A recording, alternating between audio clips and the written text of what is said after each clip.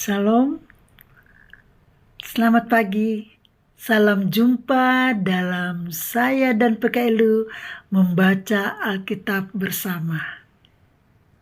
Sahabat PKLU, saya Yohana Matantu Sara, warga PKLU Mentari Kasih dari GPIB Jemaat Bahtera Kasih Makassar.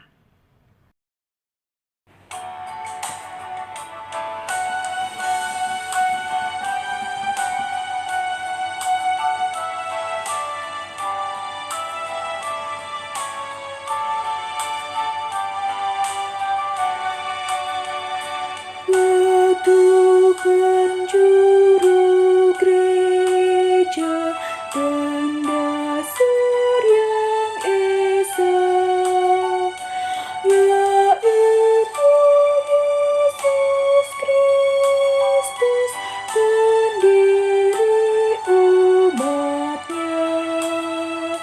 Dengan kurban darahnya, gereja ditebus, baptisan dan firman-Nya membuatnya kudus. Mari persiapkan Alkitab kita dan kita berdoa.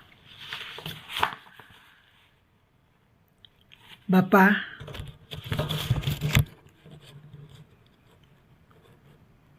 Allah Bapa Surgawi, kami bersyukur untuk penyertaan dan pemeliharaan-Mu kepada kami semua umat manusia, termasuk di dalamnya kami sebagai warga PKLU yang percaya sungguh, bersyukur atas bumi yang Allah berikan ke tempat kami menjalani hari-hari kehidupan ini. Saat ini kami datang beribadah kepadamu. Kami mohonkan dengan kerendahan hati, berkatilah dan sertailah ibadah ini dari awal sampai akhirnya, agar firman Tuhan dapat kami lakukan dalam kehidupan kami. Terima kasih Bapa, dalam nama Putramu yang kudus, Tuhan Yesus Kristus, Sang Kepala Gereja, kami sudah berdoa. Amin. Pada pagi hari ini, tanggal 15 Agustus 2024, hari Kamis, kita akan membaca firman Tuhan dari pertama Petrus 2, ayatnya yang 1 sampai dengan yang ke-8, yang berjudul Yesus Kristus Batu Penjuru. Karena itu, buanglah segala kejahatan, segala tipu muslihat, dan segala macam kemunafikan, kedengkian, dan fitnah. Sama seperti bayi yang baru lahir, hendaklah kamu selalu menginginkan air susu yang murni dan rohani, supaya olehnya kamu bertumbuh dan beroleh keselamatan. Jika kamu benar-benar telah mengecap kebaikan Tuhan, datanglah kepadanya.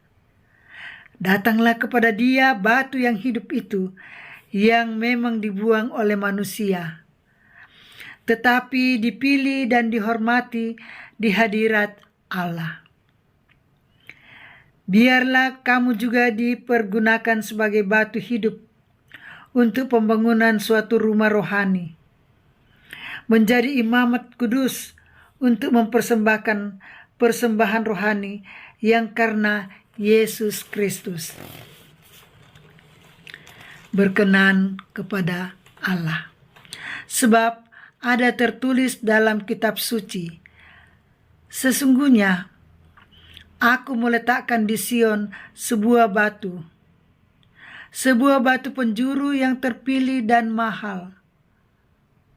dan siapa yang percaya kepadanya tidak akan dipermalukan. Karena itu, bagi kamu yang percaya, ia mahal.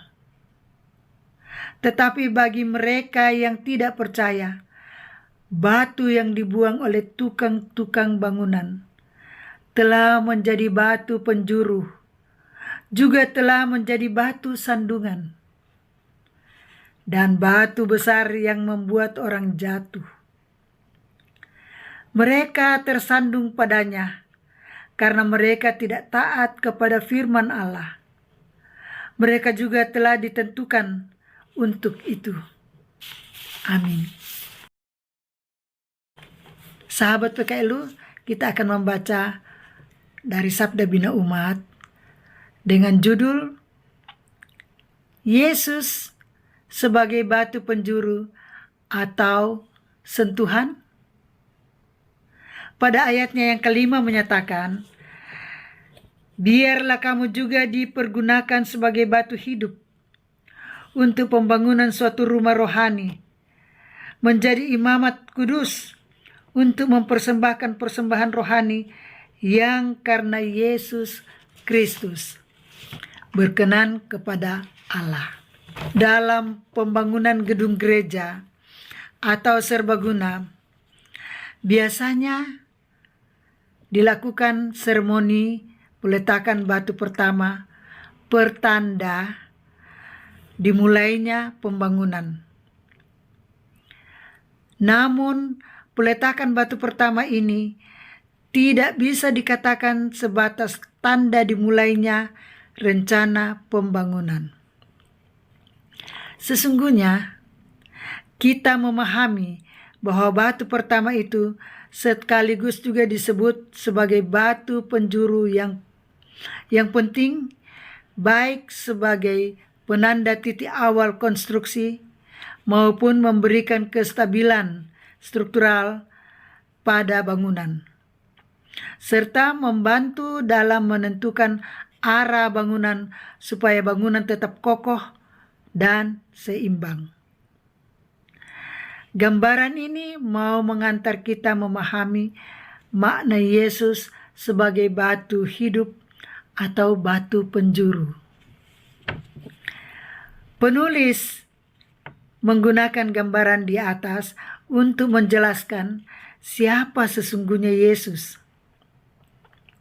Yesus Kristus adalah batu penjuru yang diletakkan Allah di tengah umatnya, menjadi pondasi dan arah bagi kehidupan manusia di masa depan. Sangat disayangkan, pada umumnya orang menempatkan dan menganggapnya sebagai batu sentuhan atau penghalang. Mereka merasa tersandung atau terganggu dengan kehadiran Yesus. Hal ini karena ketidaktaatan dan keengganan mereka mengikuti perintah-perintahnya, membuat mereka berupaya menyingkirkan batu itu jauh-jauh dari kehidupan mereka. Padahal kehadiran Yesus sebagai batu penjuru merupakan sumber kekuatan dan membawa keselamatan. Saudaraku, kita diingatkan sebagai orang-orang yang telah terpilih mestinya telah memiliki pengetahuan yang benar tentang Injil Tuhan Yesus, yaitu satu-satunya Injil yang mengarahkan kita untuk menjalani hidup kudus dan menjauhkan diri dari segala bentuk kejahatan. Oleh karena itu, mari kita hidup dengan kerinduan datang kepadanya untuk terus belajar firman Tuhan. Mari kita hidup dengan terlibat melayani Tuhan, bukan hanya sebagai pendengar. Marilah kita hidup dalam keseharian kita sebagai batu hidup yang meneladani sang batu penjuru, yakni Kristus Yesus. Amin.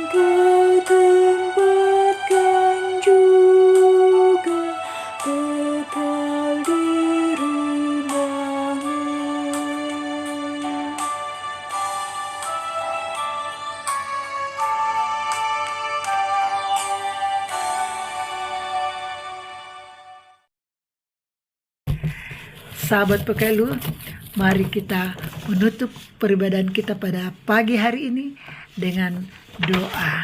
Mari kita berdoa.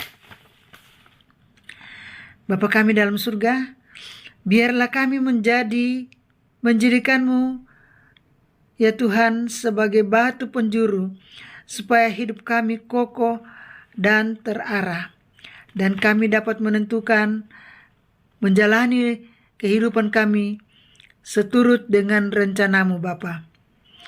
Bapa kami dalam surga, pada kesempatan ini kami berdoa bagi fungsionaris Majelis Sinode bersama dengan para Dewan Pelkat.